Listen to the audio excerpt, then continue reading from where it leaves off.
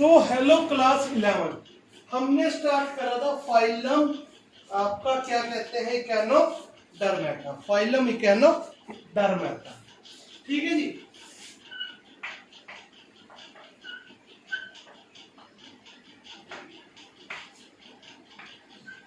इकोनोडर्मेटा का मतलब है इकोनो का मतलब स्पाइन और डर्मा का मतलब एनिमल्स। ठीक है जी। स्पाइन और डर्मा का मतलब स्किन। तो क्या था स्पाइनी स्किन्ड एनिमल्स। तो इकोनोडर्मेटा के अंदर कौन से आते हैं जिनकी स्किन पर स्पाइन्स होते हैं, spiny skinned animals.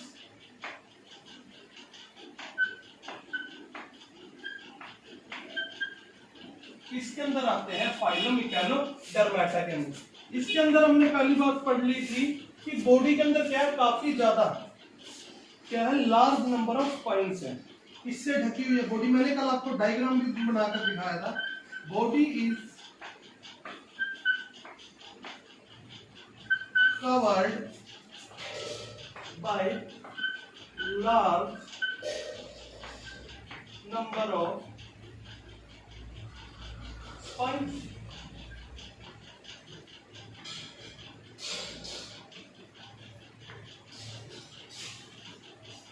Body is covered by large number of spine. Then बात आती है लेवल ऑफ ऑर्गेनाइजेशन की। तो इसके अंदर भी कैसे लेवल ऑफ ऑर्गेनाइजेशन है, ऑर्गन सिस्टम ऑफ ऑर्गेनाइजेशन इनके अंदर पाई जाती है। इनके अंदर भी क्या है, सेल से टिश्यू और टिश्यू से ऑर्गन बन गए हैं। तो कैसी पाई जाती है, ऑर्गन सिस्टम ऑफ ऑर्गेनाइजेशन।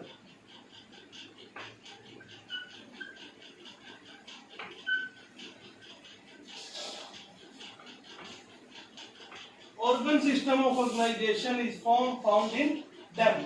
आगे क्या है बच्चों, जो इनके अडल्ट्स है उनके अंदर क्या है, पेंटामेरस रेडियल सिमेट्री है। ठीक है जी। जो अडल्ट्स है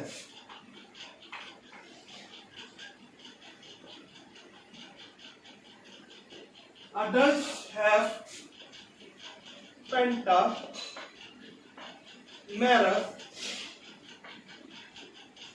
radial symmetry,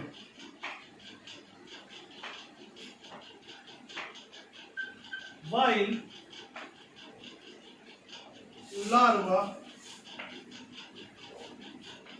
shows bilateral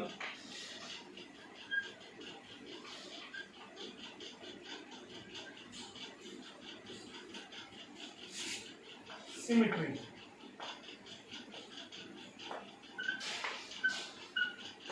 क्या कहा, adult have pentamerous radial symmetry while larva shows bilateral symmetry। जो इनके अडल्ट है वो तो क्या है, पेंटामेरस रेडियल सिमेट्री शो करते हैं, जबकि लार्वा सिर्फ बाइलेटरल सिमेट्री करता है। बाइलेटरल में तो क्या था, अगर ये एक बॉडी है, अगर क्या है लॉन्गिट्यूडनल एक्सिस पे सेंटर प्लेन से कोई लाइन क्रॉस होकर जाएगी तो उसकी बॉडी क्या है, दो इक्वल पार्ट्स में बट जाएगी। पर तब बटेगी जब क्या है, सिर्फ शर्त ये होनी चाहिए वो लॉन्गिट्यूडनल एक्सिस से जा रही है। तो उसकी बॉडी कैसी बन जाएगी, कुछ ऐसी बन जाएगी। ठीक है जी। एक हाथ इस साइड होगी, एक हाथ इस साइड होगा, एक हाथ इस साइड, एक लात इस साइड और एक लेग इस साइड, इक्वली हाफ हो जाएगा। ठीक है जी। ठीक है। अगर वो क्या करेगा, अगर ऐसे कटती है, अगर ऐसे कोई कट लगता है तो फिर क्या होगा, देखो फिर क्या होगा। बाइलेटरल में सिर्फ लॉन्गिट्यूडनल से क्यों होना चाहिए। ठीक है जी। आंख और हाथ तो ऊपर रह गए और लात नीचे आ गई और टेल, ये टेल भी आधी हो जाएगी। तो क्या बाइलेटरल में देखो बिल्कुल हूबहू कॉपी हो गई, हर ऑर्गन का क्या है डिवीजन इक्वल हो गया। पर इसमें हुआ नहीं, एक बॉडी के पास तो आईज और लेग्स हैंड्स रहेगी, एक के पास लेग्स रहेगी, तो इक्वल नहीं हुआ ना। तो बाइलेटरल सिमेट्री के अंदर क्या होता है, सिर्फ लॉन्गिट्यूडनल कट पर ही उसकी बॉडी क्या है, जब सेंटर प्लेन से क्रॉस करती है ना, बॉडी को दो इक्वल हाफ्स में डिवाइड कर देती है। पर रेडियल सिमेट्री में क्या था, रेडियल सिमेट्री के अंदर क्या था, देखो रेडियल सिमेट्री के अंदर क्या था, जब भी आप किसी प्लेन से कट करते हो, चाहे आप ऐसे कर लो, चाहे आप ऐसे कर लो या ऐसे कर लो या ऐसे कर लो। तो अगर आप किसी भी प्लेन से कट कर रहे हो और वो कट क्या है, सेंट्रल एक्सिस से कट क्रॉस होकर जा रहा है, तो उसकी बॉडी वहीं से क्या होगी, दो इक्वल हाफ्स में डिवाइड हो जाएगी।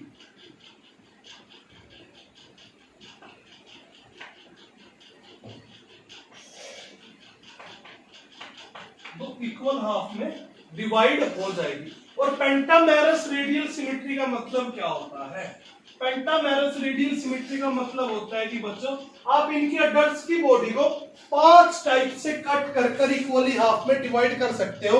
आप 5 प्लेन्स में कहीं को भी कट लोगे तो वहीं से क्या है, इनकी बॉडी दो इक्वल पार्ट्स में डिवाइड हो जाएगी, वहीं से इनकी बॉडी इक्वल पार्ट्स में डिवाइड हो जाएगी। पेंटा का मतलब होता है 5 मेरस, ठीक है जी, 5 में। देखो कैसे, वो मैं अब आपको समझाता हूं।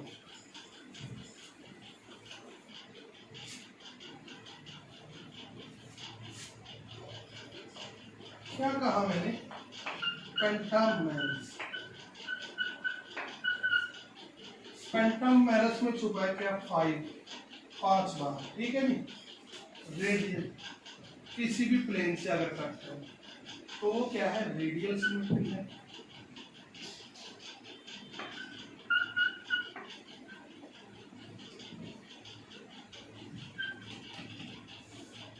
अब पेंटामेरस रेडियल सिमेट्री के अंदर क्या होता है, ये एक आपकी स्टार फिश है, ठीक है जी।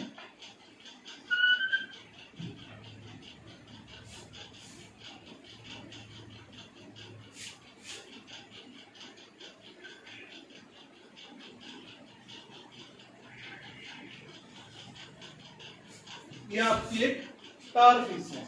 अगर इस स्टार फिश को आप क्या करते हो, ऐसे सेंटर से क्रॉस करते हैं, तो भी इसकी बॉडी क्या है, इक्वली डिवाइड हो रही है, ठीक है जी। अगर सेंटर से क्रॉस करोगे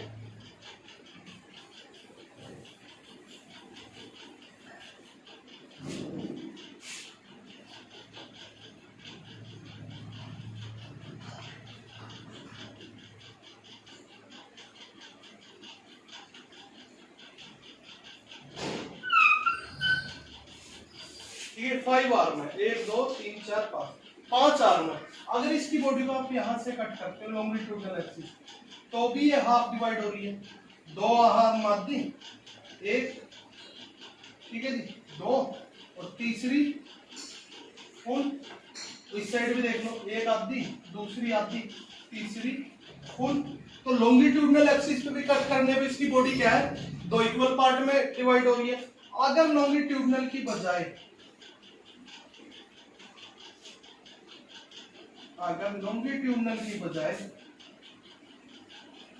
हम इनके अंदर क्या है, हॉरिजॉन्टल कट ले लें, अगर लॉन्गिट्यूडनल की बजाय हॉरिजॉन्टल कट लेंगे, ठीक है जी,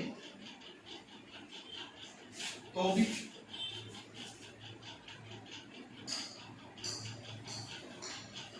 भी इसकी बॉडी इक्वल डिवाइड होगी। ठीक है, डायग्राम आपके बुक में देखना, थोड़ा यहाँ पर सही नहीं बन रहा है, तो भी इसकी बॉडी इक्वल डिवाइड होगी। अगर क्या है, ये कट क्या हो जाए, सेंटर एक्सिस से कुछ ऐसे क्रॉस करे तो भी इक्वल होगी, कुछ ऐसे क्रॉस करे तो भी इक्वल होगी, अगर ऐसे क्रॉस करे तो भी 1 2 3 4, ठीक है जी, 4 कट हो गए। जब क्या है 5 कट्स जो कि सेंट्रल एक्सिस से क्रॉस कर रहे हैं, 5 cuts, cut number 1, cut number 2, cut number 3, cut number 4, ठीक है जी, कट नंबर 4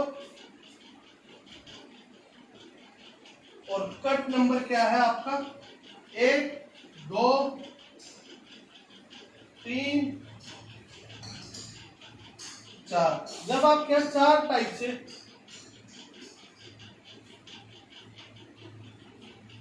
जब आप क्या है चारों एक्सिस में किसी भी प्लेन से आप कट मारोगे, वो सेंट्रल एक्सिस से क्रॉस होगा तो उसकी बॉडी क्या है वहीं से 2 भाग में डिवाइड हो जाएगी, तो उसे क्या कहेंगे, पेंटा, उसे हम रेडियल सिमेट्री कहेंगे। और इसके अंदर पेंटामेरस रेडियल सिमेट्री क्यों कहा जाता है, क्योंकि इनके अंदर क्या है, 5 आर्म्स होती हैं, 5 बाजुएं होती हैं किसके, इकेनोडर्मेटन्स की, और वो 500 बाजुएं क्या है, इक्वल हाफ में डिवाइड हो जाती है जब भी आप इसके अंदर रेडियल सिमेट्री करते हो, तो इसलिए इन्हें पेंटामेरस रेडियल सिमेट्री भी कहा जाता है। ठीक है जी।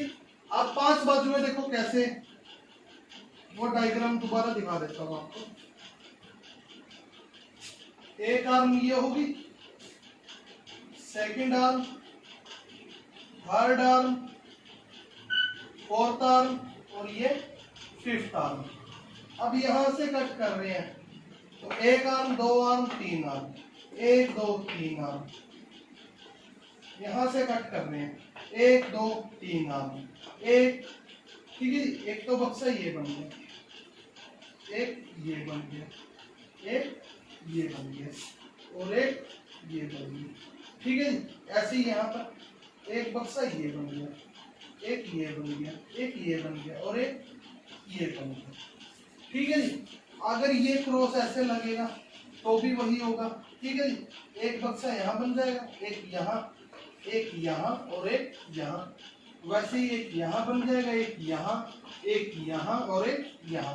तो अगर ऐसे क्रॉस कर रहे हैं, ऐसे भी वही, तो ये क्या कहलाता है, पेंटामेरस रेडियल सिमेट्री कहलाता है। उसके बाद क्या बात आती है इनकी बॉडी कैविटी की। तो ये क्या है, ट्रियोकोलमेट्स है। बॉडी कैविटी कैसी है इनके अंदर, ट्रियोकोलमेट्स, दे आर ट्रियोकोलमेट्स।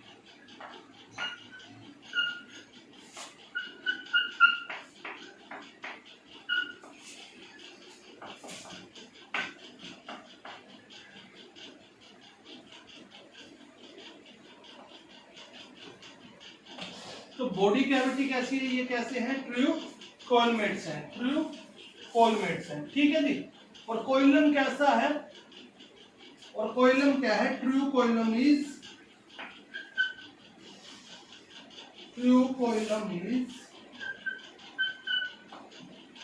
कैसा है जी, बताओ, एंटेरोकोइलिक,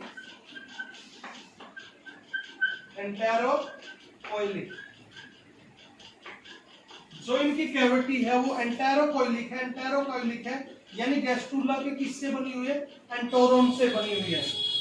कौन,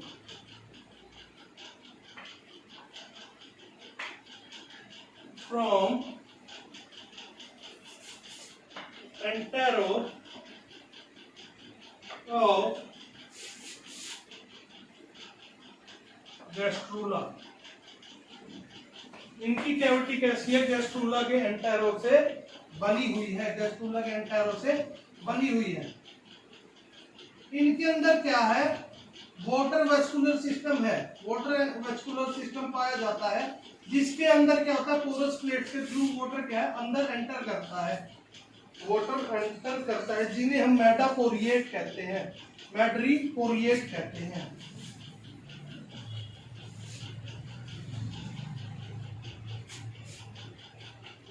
देशों वाटर वेस्कुलर सिस्टम, इनके ये वाटर वेस्कुलर सिस्टम शो करते हैं, ये इनके अंदर होता है, जिसे हम क्या कहते हैं, और एम्बुरेकल, जिसे हम एम्बुरेकल सिस्टम भी कहते हैं। क्या जी, एम्बुरेकल,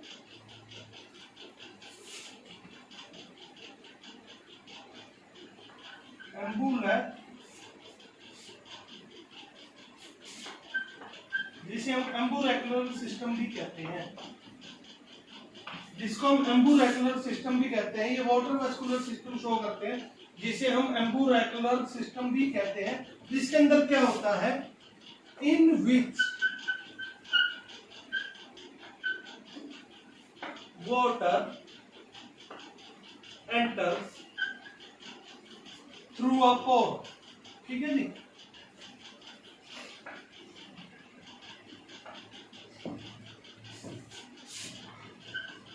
थ्रू अ पोरस प्लेट, एक पोरस प्लेट के थ्रू, जिससे क्या है, इनकी बॉडी में पानी जाता है, जिसे हम क्या कहते हैं, मेट्रीपोराइट कहते हैं, called madreporite.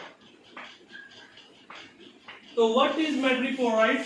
Madreporite is a porous plate through which water enters into the body of echinodermatans. मैड्रोपोराइट क्या है? एक पोरस प्लेट है जिसके थ्रू क्या है, पानी इकेनोडर्म्स के शरीर के अंदर जाता है। ठीक है जी। क्या है, मान लो ये इकेनोडर्मेटा है, उसके अंदर क्या है, ये पोर्स वाली पोरस प्लेट है। उस पोरस प्लेट के थ्रू ये पानी के अंदर है, ये पानी ऐसे चारों तरफ, ये पानी क्या करेगा, ये पानी इन पोरस प्लेट्स के थ्रू इनकी बॉडी के अंदर चला जाएगा, और बॉडी अंदर जाने से क्या है, ये एक तरह से एक्सचेंज ऑफ गैसेस भी करेगा, वाटर और स्किन क्या है, रेस्पिरेशन में भी हेल्प करेगी। तो इन पोरस प्लेट्स को जिनके थ्रू क्या इनकी बॉडी के अंदर पानी जाता है, उसे हम मैड्रीपोराइट कहते हैं, उसे हम मैड्रीपोराइट कहते हैं। ठीक है जी। अब लोकोमोशन के लिए इनके अंदर क्या है, ट्यूब फुट और क्या होते हैं, ट्यूब फुट होते हैं बच्चों, और पोडिया होते हैं।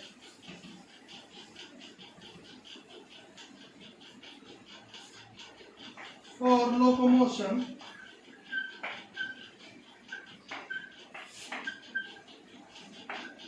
they have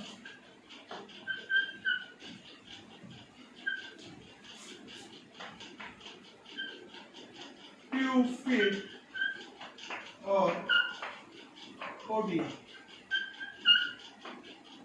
लोकोमोशन के लिए इनके पास क्या, ट्यूब फिट है और पोडिया है। अब ये पाए कहां पर जाते हैं, दे आर हैबिटेट क्या है इनका,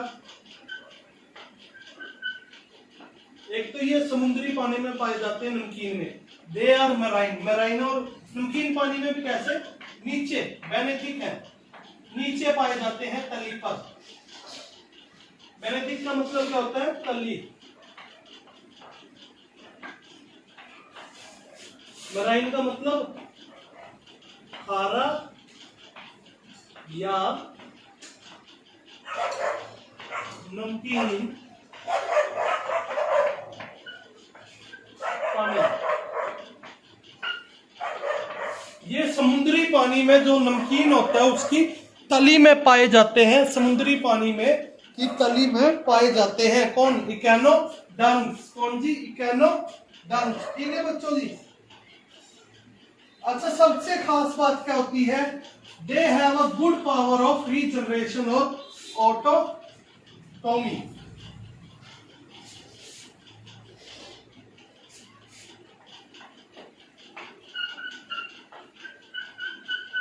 They have a good power of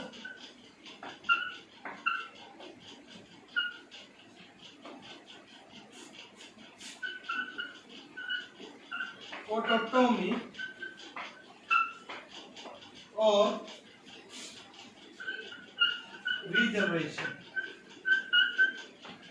इनके अंदर क्या है, रीजनरेशन की बहुत ही अच्छी पावर होती है, बहुत ही अच्छी पावर होती है। रीजनरेशन क्या होता है,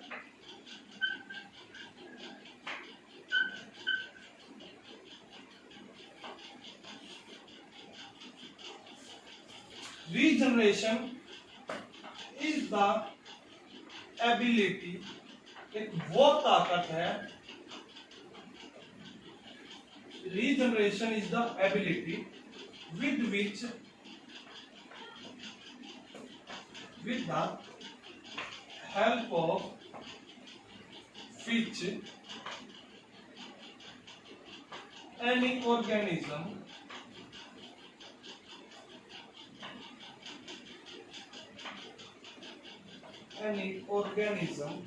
can produce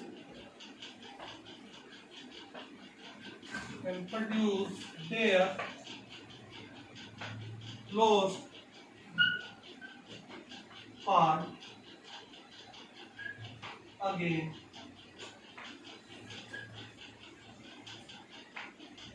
रीजनरेशन क्या है, वो क्षमता है या वो ताकत है जिसकी सहायता से कोई भी जीव क्या करता है, अपने खोए हुए पार्ट को वापस से अपना डिवॉल्व कर लेता है। खोए हुए पार्ट को can be produce their lost part again, जो अपने खोए हुए पार्ट को दोबारा से क्या कर लेता है, प्रोड्यूस कर लेता है। जैसे आपने छिपकली में देखा है कि छिपकली की जो पूंछ होती है वो कट जाती है, तो with the help of regeneration, regeneration के कारण क्या करती है, छिपकली अपनी पूंछ को समय के साथ, थोड़े समय के बाद क्या करती है, वापिस से बना लेती है, रीजनरेट कर लेती है। तो उसे कहते हैं रीजनरेशन या पावर ऑफ रीजनरेशन। इसमें क्या होता है, मान लीजिए ये कि कैनोडर्म है, इसका ये हिस्सा कट गया, तो कुछ समय के बाद क्या करेगा, with the help of regeneration, regeneration की हेल्प से ये क्या करेगा, जो ये हिस्सा था, जो ये हिस्सा कट गया था, वो कुछ समय के बाद फिर से रीजनरेट होगा और वो एज इट इज का एज इट इज आ जाएगा। ठीक है जी बच्चों, तो इसे कहते हैं power of regeneration. So that's all for today class. Stay safe, stay at home, have a nice day.